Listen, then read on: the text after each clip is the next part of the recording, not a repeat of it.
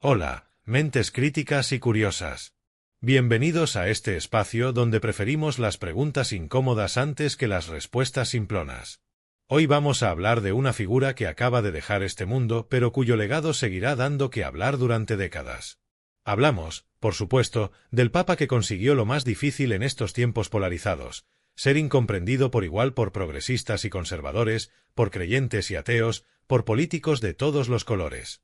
Un hombre que, con su estilo sencillo y sus palabras directas, puso patas arriba las expectativas de todo el mundo.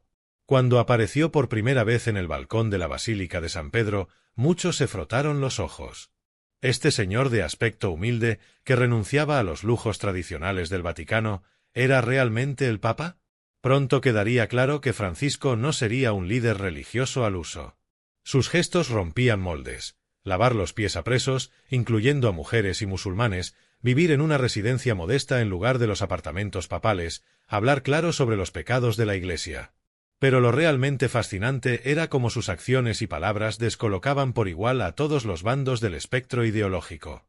La izquierda progresista lo aclamó cuando habló de la economía que mata, cuando criticó con dureza el capitalismo salvaje y la cultura del descarte.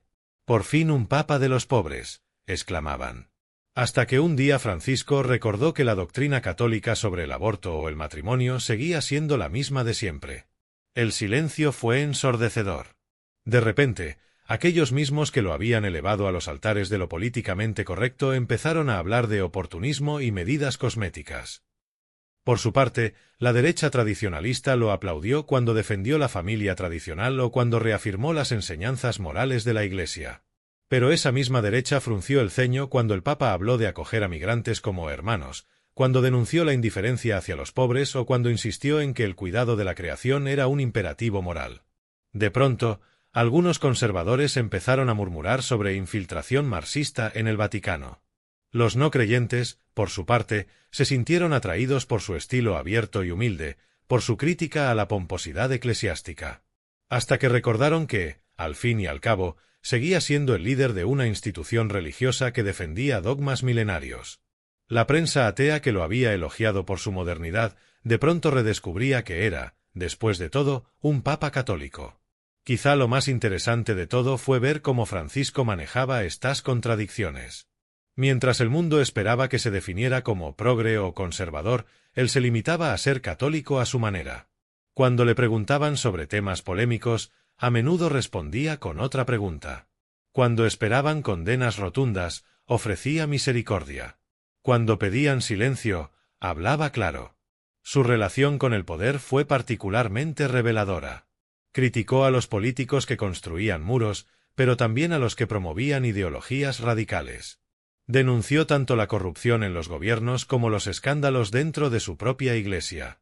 Para algunos, esta equidistancia era muestra de sabiduría, para otros, de ambigüedad calculada. Los últimos años de su pontificado estuvieron marcados por problemas de salud y por crecientes críticas desde dentro de la Iglesia.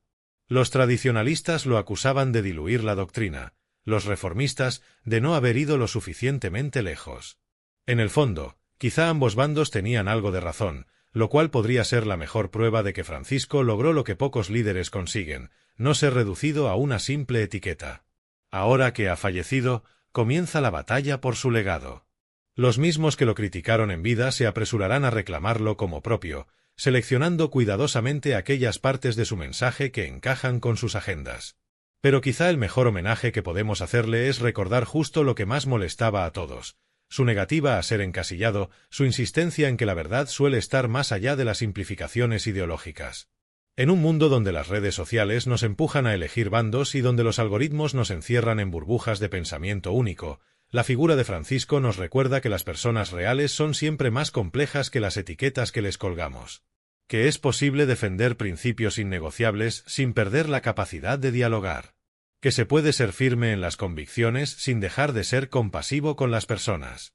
Así que hoy, más que debatir si fue bueno o malo, progresista o conservador, quizá podamos reflexionar sobre por qué nos cuesta tanto aceptar figuras que desafían nuestras categorías mentales. ¿Por qué nos sentimos incómodos cuando alguien no encaja perfectamente en nuestros esquemas? ¿No será que, en el fondo, el problema no está en ellos, sino en nuestra pereza mental? El Papa Francisco ha muerto. Pero su desafío a nuestro pensamiento binario sigue más vivo que nunca. La pregunta es, ¿estamos dispuestos a aceptar ese desafío? ¿Podemos aprender a pensar más allá de las etiquetas?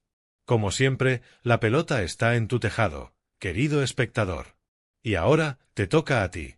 ¿Qué opinas realmente de este hombre que logró ser tan amado como odiado, tan alabado como criticado? ¿Crees que su legado perdurará o será pronto olvidado?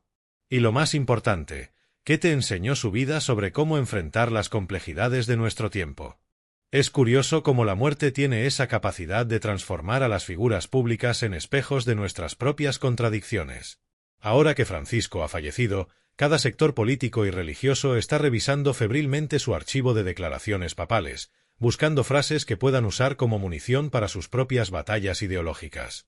Los progresistas destacarán sus llamados a la justicia social, los conservadores subrayarán sus reafirmaciones de la doctrina tradicional. Y así, el hombre que pasó su vida desafiando categorías será reducido, una vez más, a fragmentos convenientes para cada narrativa. Pero hay algo que ni la izquierda ni la derecha podrán negar: Francisco era un maestro del gesto simbólico. Cuando besó los pies a líderes de Sudán del Sur, cuando abrazó a niños con discapacidad, cuando visitó cárceles y barrios marginales, estaba enviando un mensaje que trascendía las palabras.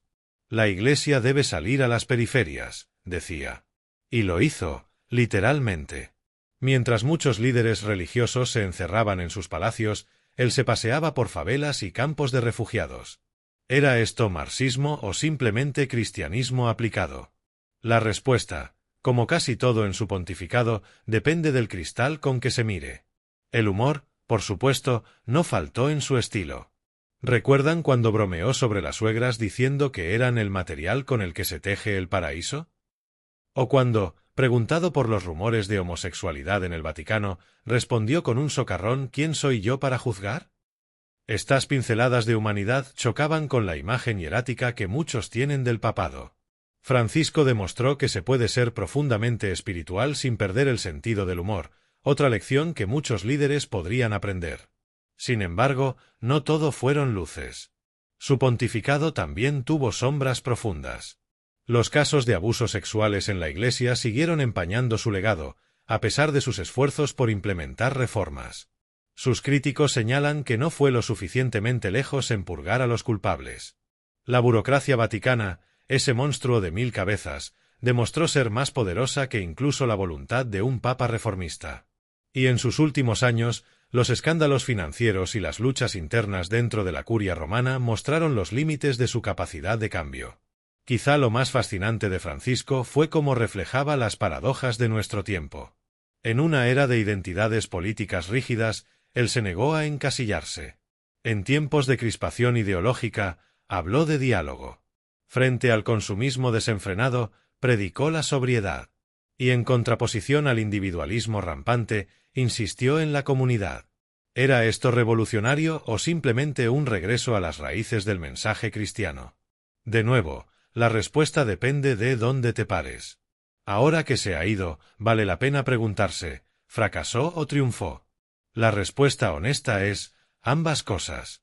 Triunfó en revitalizar la imagen pública del papado, en poner los temas sociales en primer plano, en hacer que millones se sintieran representados por una Iglesia que antes les daba la espalda.